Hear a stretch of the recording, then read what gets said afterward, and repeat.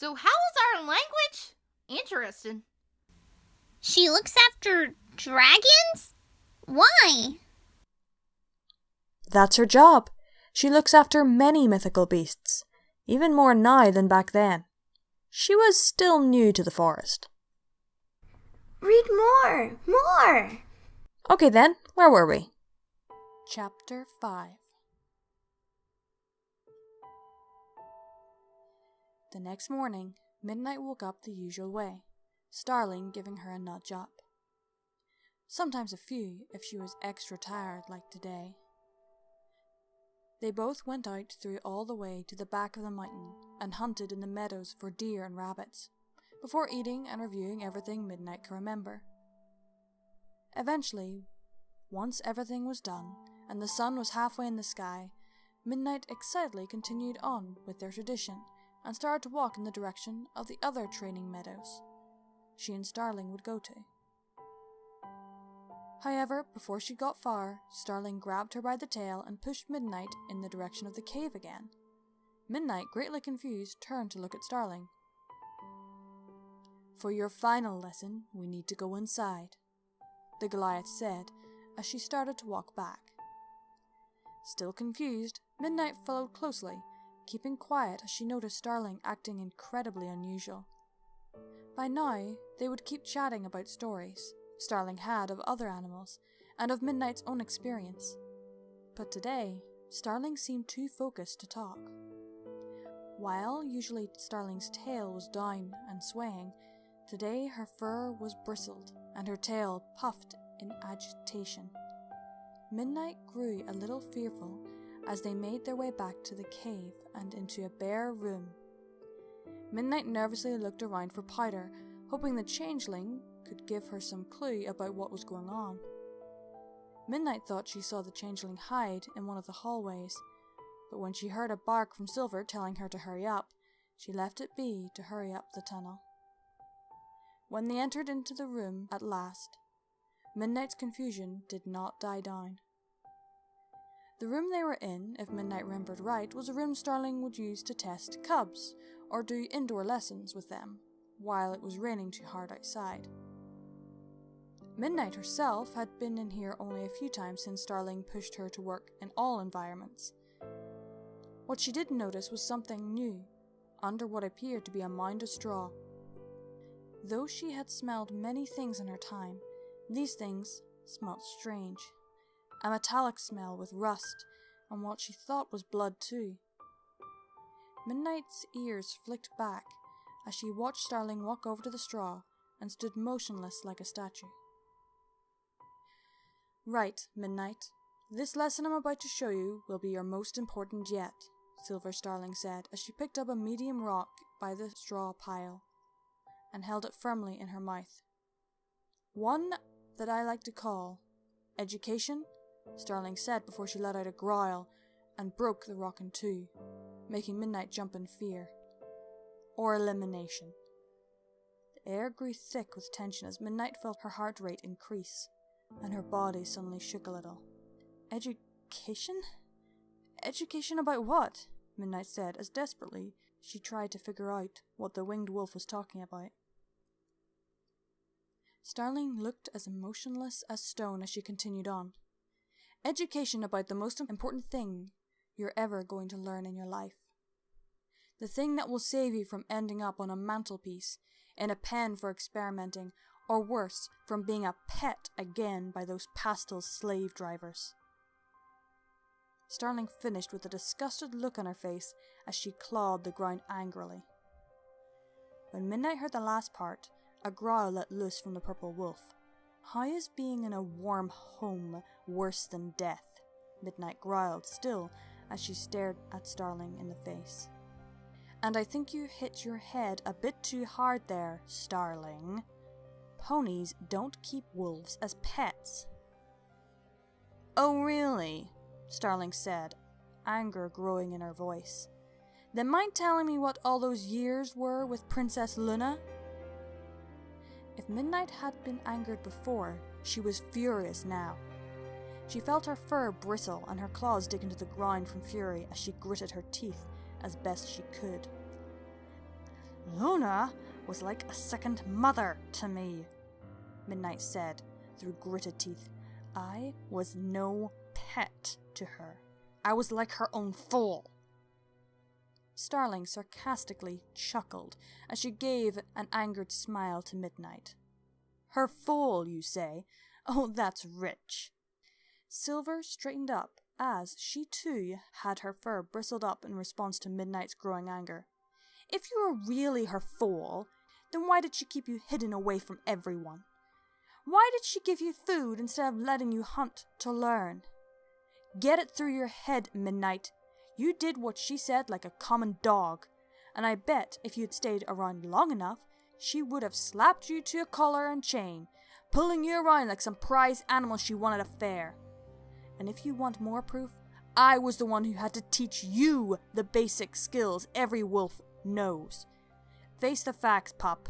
You're just a pet. As Starling barked the last part at Midnight, the purple wolf felt her blood boil. She let some of it out with a snarl at the Goliath of the winged wolf, but shouted in her mind to keep as cool as possible. This had to be something in the lesson. It had to be. Midnight thought again and again. Midnight took a deep breath and asked again through a snarl and clenched teeth. What does this have to do with the lesson? Silver Starling, who looked ready to snap like Midnight, took a deep breath to compose herself and gave Midnight a sharp glare. How, you ask? Why, it is the whole lesson, Midnight. The final lesson for you is to learn this. Ponies are evil. Midnight, thrown completely off guard, stared at Midnight in utter disbelief. She couldn't have heard that right. It had to be a mistake. Couldn't it? What in the wide world of Equestria are you talking about? Midnight practically shouted back.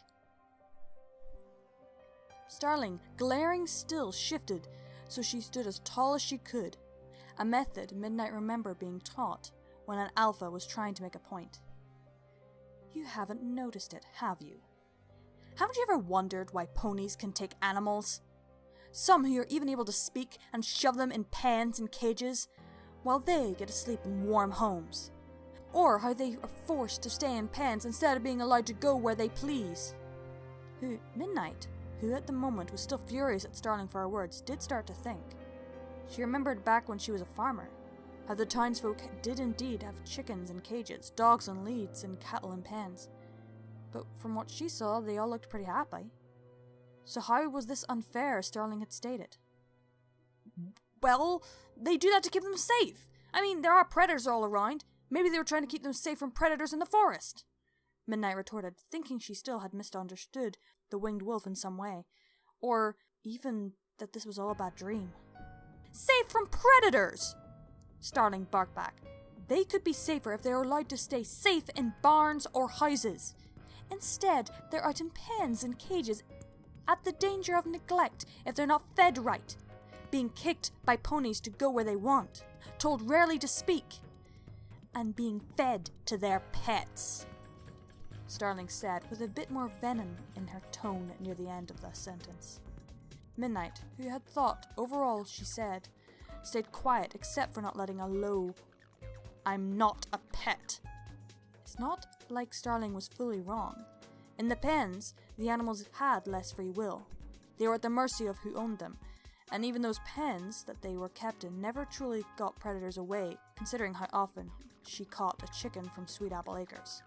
And that's just a start, Starling said loudly, breaking Midnight from her thoughts. Even we mythics have it hard. What do you mean, when ponies have to defend themselves from rampaging monsters? Midnight said, sarcasm dripping from Midnight's voice a bit. No, Starling said in a low, intimidating growl. I'm talking about the Beastmasters. The ponies who think it is their right to come in, trap wild mythics, throw them in pens, and sell them for a pretty amount of bits. Not to mention how many families get ripped apart because of their goals for bits. Or did you think those orphans I looked after just got lost from their families and wandered to my den? Midnight shot her ears back at those points. She had indeed thought about that. Why Starling had so many orphan mythics with her. She had personally assumed they were just lost cubs who Starling could never find their families and dubbed them orphans. But never did she think they were orphaned by poaching. In response to all this though, Midnight still held her ground and snarled at the big winged wolf. Okay, so maybe there are some bad ponies out there, but you're just assuming that because of a clump of them are bad, that all of them are bad. Midnight spat back. Not all ponies capture mythics or keep them against their will. Oh really? Starling growled back. Then what about that great princess of yours, Celestia? Midnight flinched again when the Goliath mentioned her, not only from where she could tell she was going, but also remembering the princess who sent Luna to the moon. What about her? Midnight barked back. You think the phoenix of hers came out of nowhere? Phoenixes live in flocks. They are social creatures that prefer big families, not just one individual, Starling said as she stamped her paw. That doesn't mean it was captured by a beastmaster. Midnight barked as she thought this over. She could have rescued it, like you. You have creatures, yet you're not a beastmaster. You, Midnight said, for the winged wolf's fur bristled up, and she roared back. I let mine go! I let them be free and go where they please. I don't see Celestia letting that phoenix go, do you? Midnight shrank back a bit from the roar, figuring the winged wolf was upset being compared to a beast hunter, but also thought about what she said. Sure, Philomena could just like it with Celestia. Animals usually start families, or want to be with their own kind. Philomena looked strong and healthy enough. Why did Celestia never try to bring her to other phoenixes, to bond or get to know? Face it, Midnight, said a quieter, more tired Starling. Mythics are monsters to them. Beasts that are either captured for pets, supplies, or chased out because they're deemed vicious. And the sooner you come to terms with it, the safer you will be. Midnight stared at the ground in disbelief. No, she thought. No, it can't be true. Midnight shook her head as she barked. So what if a few ponies are bad? That doesn't mean every pony is bad, or is going to see us as bad. I bet no one in that town is like that. Oh, really? Starling said in a cold tone. Then how do you explain these? Starling then swung her tail at the pile of straw and flung what was hiding underneath at Midnight. What the purple wolf saw made her back away in fear. What had been hiding under the straw was traps. Lots of traps. Bear paw traps, snares, net traps, even some wires sharpened up.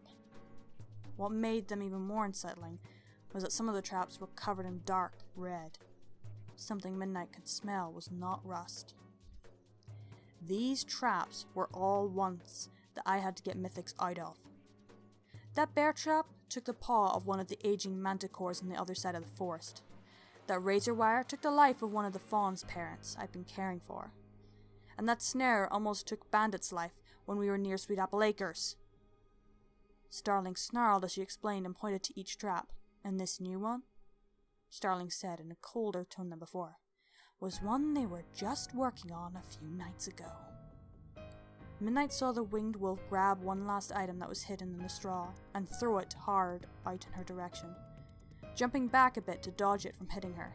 What clattered in front of Midnight, though not completely finished, but still made Midnight sick to the stomach, was a muzzle. And not just any muzzle. Midnight could tell this muzzle was her size and shaped. Attached to the muzzle was a ringed collar, and to it, leashes. Shivering in fear, Midnight started to piece together what this meant, just as Starling started to talk. Found this when I went to check in on the town. Looks like they're not too happy with a certain creature stealing chickens from them. Midnight, still shaking, looked to the muzzle, then back at Starling, still denying any of this was real, as flashbacks from when Starswirl captured her started to flash in her eyes. This could be used on any dog, not... Oh, for Claw's sake, wake up, Midnight! Starling roared back, cutting the wolf off. They're trying to catch you. I bet they even got a cage ready to haul you off. Mark my words, if you go back there one more time, they won't just chase you. No, they will no doubt either sell you off for tests or maybe a pet again. But maybe that's what you want, isn't it? Starling spat at her again. Maybe you just want to be a lapdog again. After all, that's all Luna kept you aligned for. Midnight's fear was instantly replaced with anger as she glared daggers at Starling. How could she even think Luna was evil, after everything the alicorn had done for her? If I was a lapdog, Midnight said in a mimic tone to Starling, before jumping right back into anger, then why was I not pampered or forced into a cage or allowed to go on trips of my choice? You sure about that? Starling snapped. Because from what you told me, you were told where to go, where not to go. Not you decide for yourself. You were forced to follow Luna around and rely on her for everything. Face it, Midnight. I bet at any moment Luna was going to put a collar, dog tag, and pull you around on a leash so you could be her personal pooch. She's just as evil as the rest of the ponies in this land. Midnight stood glaring at her now, fire burning in her. If looks could sear holes in flesh, Midnight was sure the lump of a winged wolf would be turned to ash by now. You're wrong. They are not evil. Before you, I made friends with lots of ponies before. And Princess Luna didn't keep me around as a pet. She adopted me after my family threw me out. She raised me, gave me everything when I had nothing. Midnight snarled at Starling as she gave a final growl and shouted at the winged wolf. If it wasn't for her, I would have been alone. You dare call her evil when she has done nothing wrong! Midnight panted as she got all that anger out of her. She expected maybe Starling to finally get her point, be willing to move on from this argument, but when Midnight looked up, she saw no luck. Starling stared back with an icy cold force that could match Midnight's raging flame of anger. If I remember right, Luna became Nightmare Moon, all because her sister being cruel in nature, Starling said coldly as she took a step forward, making Midnight take one back. Yeah, Midnight growled, though inside she grew wary. And come to think of it, Nightmare Moon threatened to kill everything with eternal night, an action that would have cost the lives of thousands of ponies and mythics, Starling said coldly still, and took an additional step forward. That's correct. So what? Midnight asked as she took another step back. It seems to be two ponies even that were supposed to represent and lead a nation, both did cruel things that could be considered evil, Starling said, her voice rising in volume, but tone staying harsh as ice. Midnight's eyes widened as she stood tall and growled back at the winged wolf, as all the fur on her body bristled up. That isn't true! Just because they're ponies doesn't make them evil. Just because the actions of a few creatures are bad enough doesn't make them all bad, Midnight shouted as her ears went flat back in anger. Starling narrowed her eyes and glared at Midnight. After all this time, you still don't get the lesson, do you? Midnight snarled as she took a step forward. Oh, I get the lesson of all this. You're a hypocrite. You say not to be friends with ponies because they're evil, yet I bet you've never even got near one before.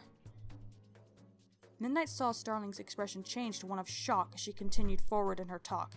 I'm right, aren't I? You're just afraid to give anything that isn't a mythic a chance. I bet you would have left me die if I was a normal wolf, wouldn't you? Midnight screamed as she saw the shocked wolf's ears flick back hard. I bet you wouldn't even save a pony if it really needed help. If one was dying, you'd just leave it alone, wouldn't you?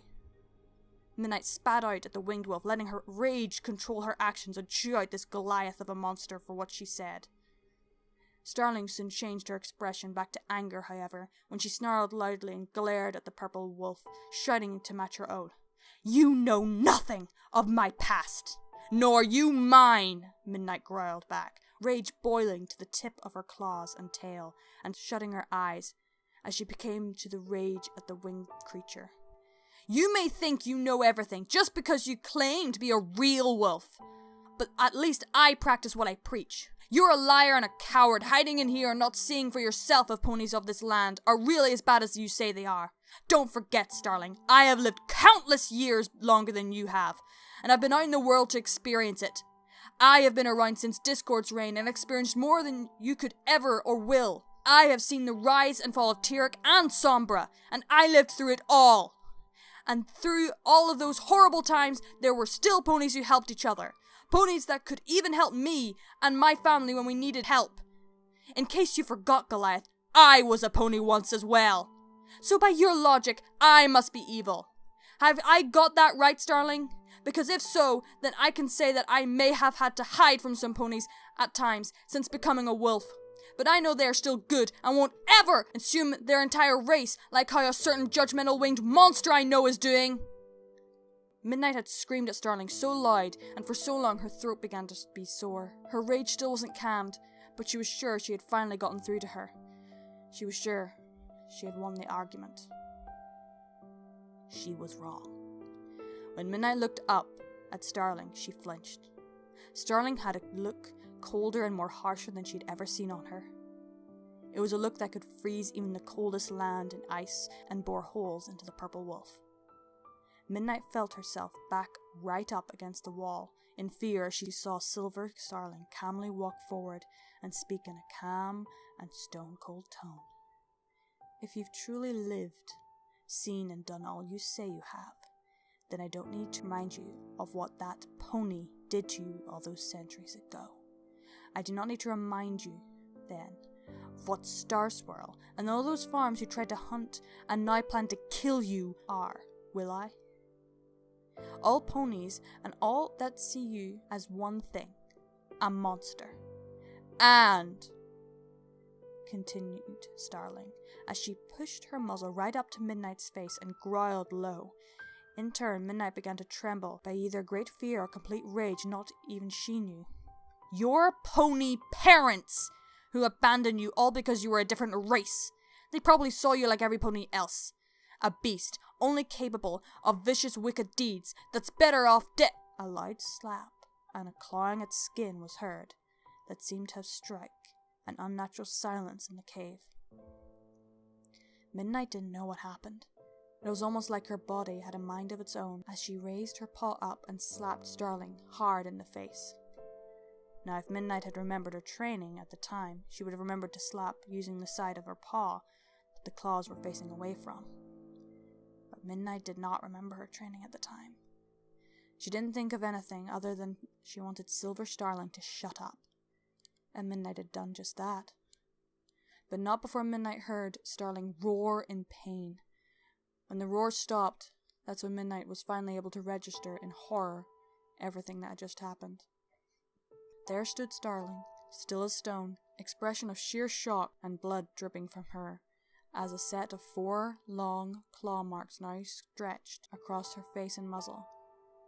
Fear consumed Midnight as she shivered and backed up right to the way of the room. Midnight was sure at any moment Starling was going to leap and attack her, give her a mark much like the one she gave the Goliath. To Midnight's great surprise, however, Starling just raised her face, and while still held the look of shock on her face, stared at Midnight with wide eyes.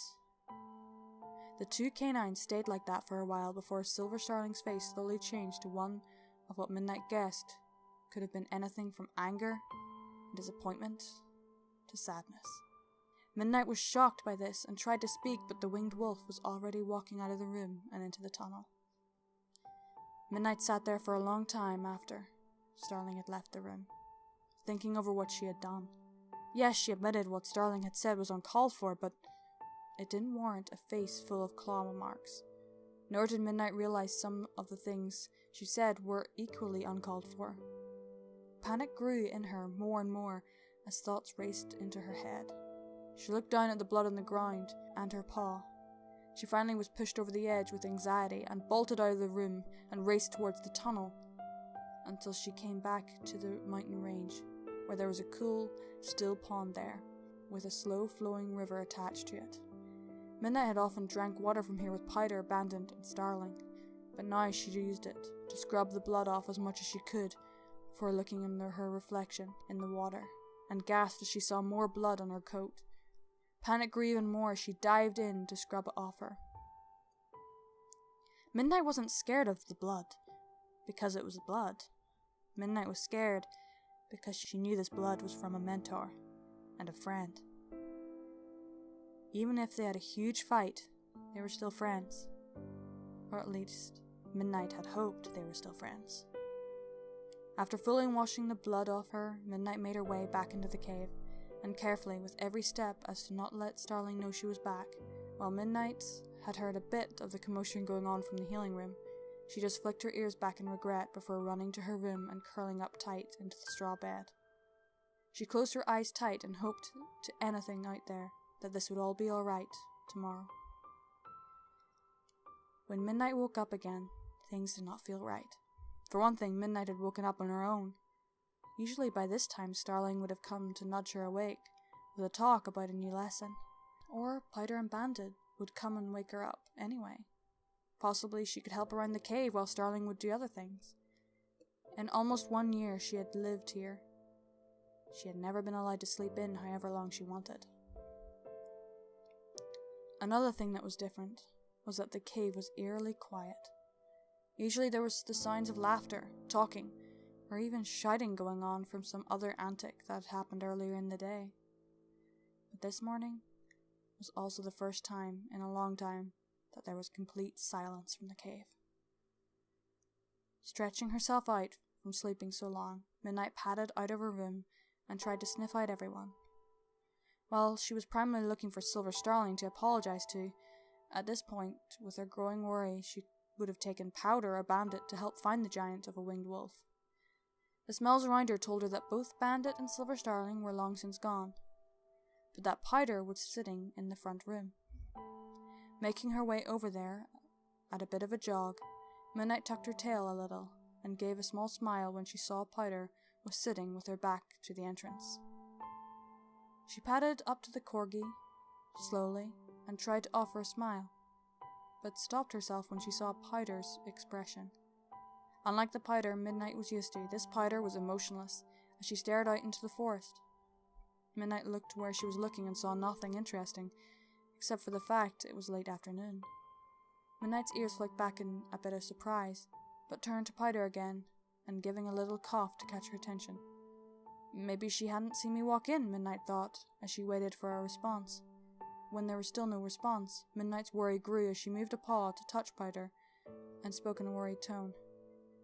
"Hey, is everything okay?" was all Midnight could say before Powder pulled the hoof Midnight was going to touch away from her, as if the purple wolf had the plague, and gave the purple wolf a cold, hard, spine-chilling glare that made Midnight curl up into a ball on the floor and flatten her ears to the back of her head. While Midnight had thought Silver Starling had a bad glare, Midnight could tell that Powder's was 10 times worse than Starling's, just by the sheer anger it held. It was so unsettling to Midnight that she ended up backing up from the changeling, all the while low to the ground, trying to get a good distance that would appease the angered creature, who continued to glare at her and follow where she went. It wasn't until Midnight had backed up right into the room's back wall that Powder slowly turned to staring out at the forest again. Midnight grew more and more panicky at this strange behavior, trying to piece together in her mind what was going on, but was coming up with nothing. Why was Powder ignoring her this much? Was Powder mad at her? Was she upset because of the wound? She had been trying to apologize. Why would Powder be mad at her for trying to apologize? Midnight stayed quiet as she waited for Silver Starling and Bandit to come back, and though it felt like an eternity, the pair did eventually come flying in through the opening of the cave and land smoothly inside. Midnight jumped up and, though very panicky, stood up and started to walk slowly forward. She looked at Starling and flinched when she saw a bloodied piece of moss and tree bark wadded on Starling's face, obviously not working as well as one would hope. When Midnight noticed the bag she had been carrying, she stared amazed at the herbs she recognized for healing and disinfecting wounds. The fact it had probably taken her all day to find them told Midnight that this was probably been a close call for healing Starling, and that they probably had run out a while ago. Was that why Powder was mad at me? Did I hurt her? And we had no more healing herbs left? Midnight thought again, as she got closer to them, standing almost in front of Starling now. Midnight saw Powder and Starling were actually happy to see each other, as usual, making Midnight become hopeful that she could patch things up between them. So Midnight took as much courage as she had, and gave a small smile, and stayed still as Starling came closer to her. Hey, Starling? I just wanted to... was all Midnight could get out before Starling literally walked into her, like she was nothing, and made her tumble to the side. Starling? Midnight asked louder. What was that for? She waited for a response that never came as Starling exited the room and trotted down the hallway. Powder, who was now smiling up at the Goliath of a winged wolf, took the bag from where Starling had placed it and happily walked a bit behind her. As she passed Midnight, however, she gave another frightening glare that made her sit down in fear of what the changeling would do to her if she didn't. Powder, Midnight started before she stopped herself when the changeling stomped angrily up to her and glared down at Midnight till she lay flat on the floor. After a few seconds of glaring, Powder gave one final snort before carrying the bag happily down after Starling, acting as if nothing happened.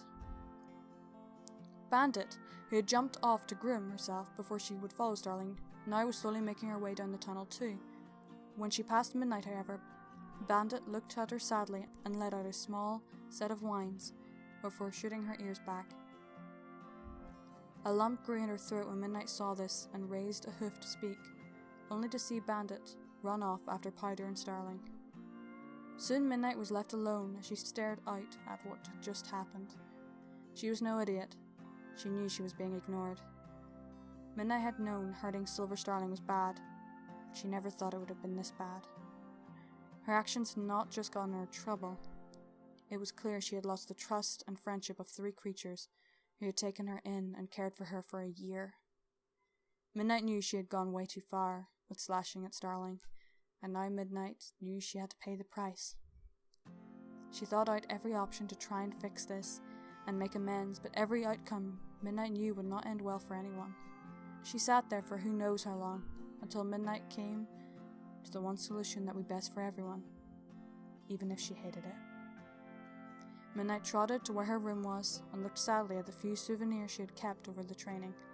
A bone from her first hunt, a flower from her first spring celebrations with the group, a leaf that was used in tracking lessons, a small sack Powder gave her to carry stuff in, and a small skull from the first time she had successfully hunted in the wintertime. She gathered all of the items in the sack before walking out of her room and to the opening where all the hallways were.